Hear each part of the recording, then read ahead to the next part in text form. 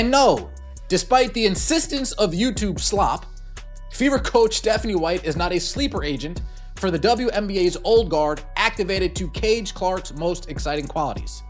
White is, however, a ball knower who had a front row seat to Clark's Iowa wizardry as a broadcaster and realizes that sometimes the best way to get her the ball at the end of the possession is to have her give it up in the beginning. Now, a WNBA analyst just went on national television and took a direct shot at Caitlin Clark.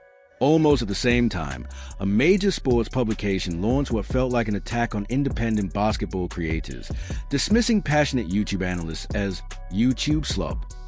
In their attempt to defend Stephanie White, they ended up criticizing one of the biggest stars in basketball, and the backlash was immediate. What makes the situation even more unbelievable is that the very statistics and synergy data they use to support their argument actually expose a massive contradiction in Stephanie White's coaching philosophy. Instead of proving their point, the mainstream media unintentionally revealed just how disconnected many analysts and insiders have become from what fans are actually watching on the court today. WNBA pros embracing the YouTube Slop label as a badge of honor. We're going to break down the ESPN hot takes piece by piece, examine the exact numbers and advanced metrics that publications like The Ringer tried to use to silence criticism, and expose the contradiction at the center of this entire debate. Because the deeper you look into the data, the clearer it becomes. The WNBA establishment may be far more out of touch with reality than anyone realized.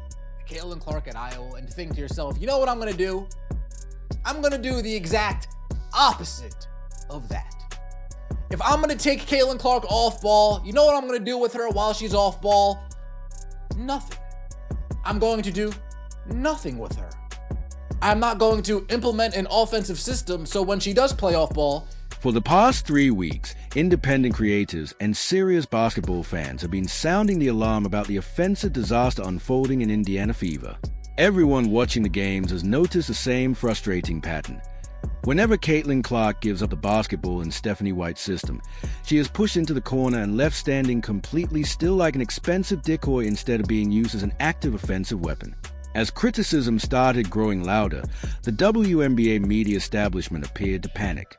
Fans were beginning to question one of the league's favorite coaches, and suddenly the response came fast. At The Ringer, writer Sirat Sohi published an article attempting to shut down the criticism and put independent basketball creators in their place, even dismissing channels like this one as YouTube Slop. But the people they mocked are not focused on media access or protecting relationships. They care about the actual game of basketball and what is clearly happening on the court. And the funniest part of the entire situation is that the very data and charts used in the article accidentally undermine Stephanie White's entire system.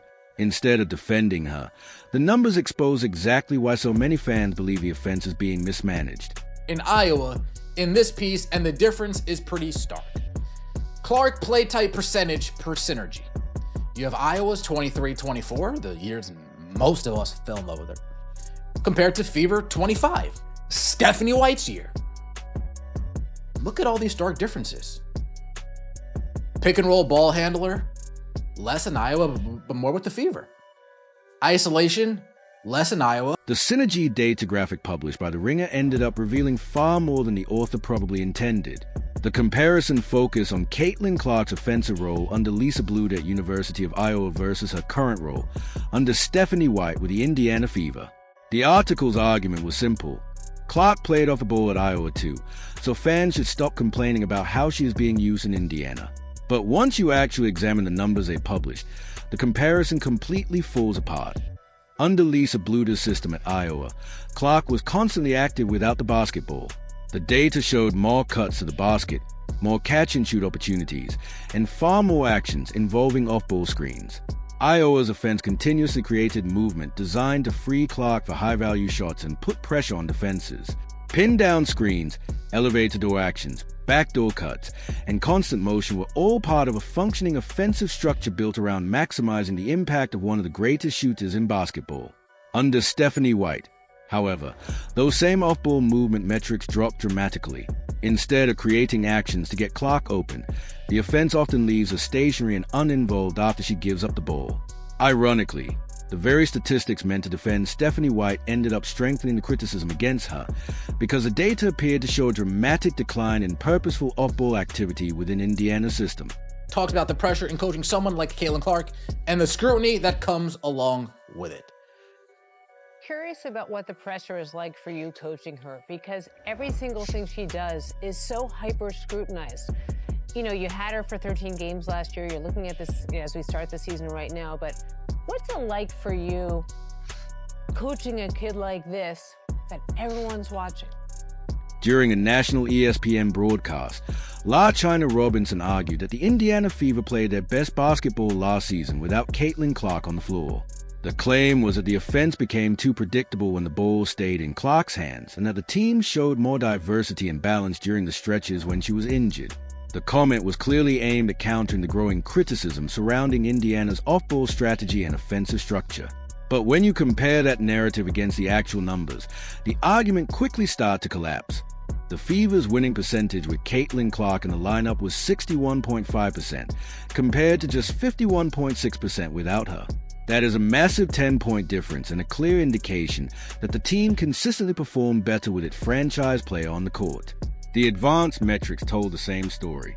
With Clark leading the offense, Indiana posted a plus 6.4 net rating, and their offensive rating projected among the very best in the league. Without her, the Fever fell much closer to league average production. From both a statistical and results-based perspective, there is little evidence supporting the idea that Indiana functioned better without Clark.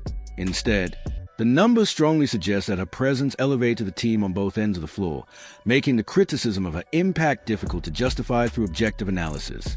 Bluter system and a Steve Kerr system, since everybody wants to bring up Steph Curry, they have Steph Curry moving around. They don't have Steph Curry passing the ball up and standing still. They don't have Steph Curry decoy screening and plopping his ass in the corner. They have him moving. But let me get this right, because they're going to get into it. Steph Curry needs to play. The most revealing part of this entire debate is that the media's hot takes may have accidentally exposed exactly what Stephanie White has been communicating behind the scenes. During the ESPN discussion, La China Robinson argued that having the ball constantly in Caitlin Clark's hands made the offense easier to defend, while praising the idea of spreading responsibilities across multiple players. Those comments lined up almost perfectly with Stephanie White's own recent statements about wanting more versatility and emphasizing off-ball usage for Clark. Reports about roster decisions, including bringing in guards like Raven Johnson, only added to the perception that Indiana's coaching philosophy is intentionally moving the offense away from a Clark-centered system. The comparison to Stephen Curry has also become a major talking point, with some analysts suggesting Clark should play more like Curry instead of operating in a heliocentric role similar to Trae Young. But critics argue that comparison completely misses the point. Stephen Curry's greatness off the ball comes from non-stop movement, sprinting through screens, relocating constantly, exhausting defenses, and forcing chaos every possession. In systems built around Curry, the off-ball movement is the offense itself. Critics of Indiana's current approach argue that Clark is not being used in that way at all. Instead of constant motion and creative actions designed to free her for shots, they believe she is too often reduced to a stationary decoy after giving up the ball. To many frustrated fans, that difference is the heart of the entire controversy, and it is becoming increasingly difficult to ignore the pattern developing in Indiana's offensive system. She's moving like Doc Rivers with these interview appearances. Ooh, Doc Rivers, that's a pretty good competition. It's a pretty good competition. Doc Rivers needed Ray Allen, Kevin Garnett, and Paul Pierce for people to actually say, oh yeah, that's a championship coach. Before then, a loser, like you know who. It's very interesting what's going on over here. I'm surprised. Critics argue that ESPN has built a long history of downplaying Caitlin Clark's impact, pointing to moments like leaving her all preseason top player rankings before her rookie year, placing her surprisingly low in midseason evaluations, and ranking her outside the very top tier entering the 2026 season. At the same time, the network heavily promotes her image to drive WNBA coverage, ratings, and engagement, creating what many fans see as a massive contradiction. To them, it makes little sense to market Clark as a face of the league while simultaneously allowing analysts to argue on national television that the Indiana Fever somehow functioned better without her. The criticism has also extended towards Stephanie White and the broader media establishment surrounding the league. Supporters of Clark argue that White presents herself as a high-level basketball strategist, yet many league insiders and even general managers have not viewed her as one of the sport's elite coaches. Comparisons to legendary NBA coaches have only intensified the debate, especially among fans who believe White's offensive system is failing to maximize Clark's generational playmaking ability. Meanwhile, independent basketball creators feel increasingly targeted by mainstream outlets that dismiss online analysis and fan criticism as YouTube slop instead of engaging with the actual data and on-court results. Now, all of that pressure is building toward one major test: Indiana Fever versus Dallas Wings, featuring Caitlin Clark versus Paige Bueckers. For many fans, the game represents more than just an out-of-season matchup. It has become a direct battle between Stephanie White's offensive philosophy and the belief that the most effective version of Indiana basketball is one built around Clark controlling the action with the ball in her hands. As the season begins, the scrutiny surrounding the Fever, their coaching staff, and the league's media narratives has reached an entirely new level.